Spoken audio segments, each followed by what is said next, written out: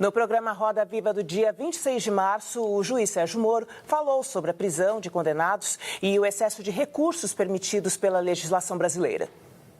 Países como França e Estados Unidos, que são berços históricos modernos da presunção de inocência, a prisão se opera a partir de um primeiro julgamento.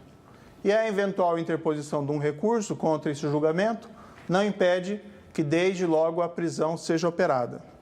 No Brasil existe no momento essa discussão, mais centrada na questão se nós podemos executar uma condenação criminal a partir de um julgamento de uma corte de apelação.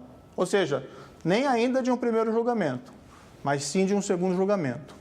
E há aqueles que defendem que tem que se esperar o julgamento final.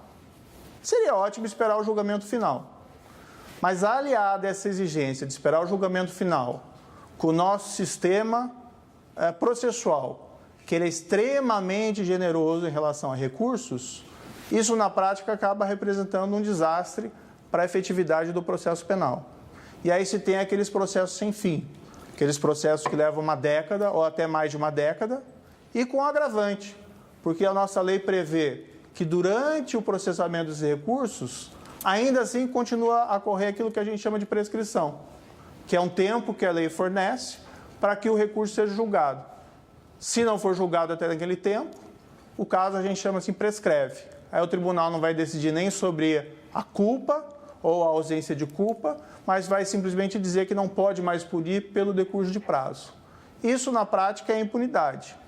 E de uma maneira bastante simples, essa generosidade de recursos, ela consegue ser muito bem explorada por, vamos dizer assim, criminosos poderosos política e economicamente. São eles que têm condições de contratar os melhores advogados, e aqui não vá nenhuma crítica aos advogados, os advogados vão utilizar as brechas do sistema.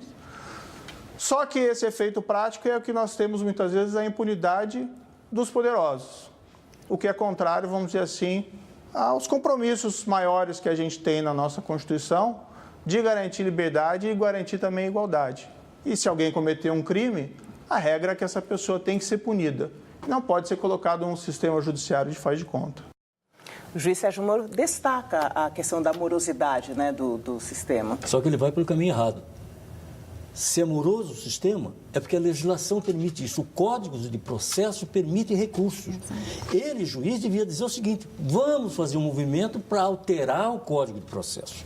E não dizer, olha, porque a justiça é lenta, justiça da qual ele faz parte, se bem que ele não seja lento, ele é até rápido em alguns casos, essa justiça é que, porque os advogados, ele fala dos advogados, quantos dias nós temos para recorrer de uma sentença de primeira instância? 15.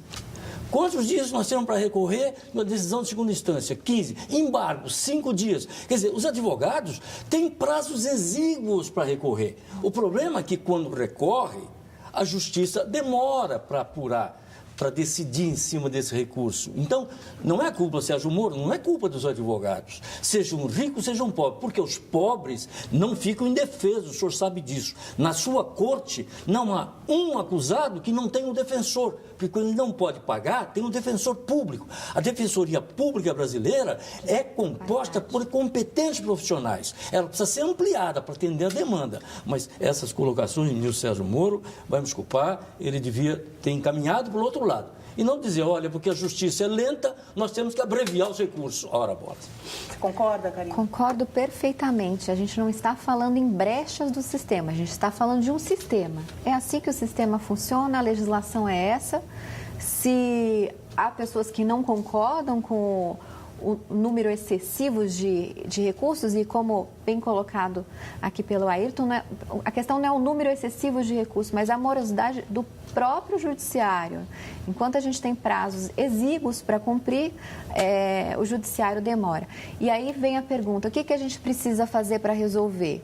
Precisa, sim, ter uma reforma legislativa, melhorar, adequar isso? Acredito que sim.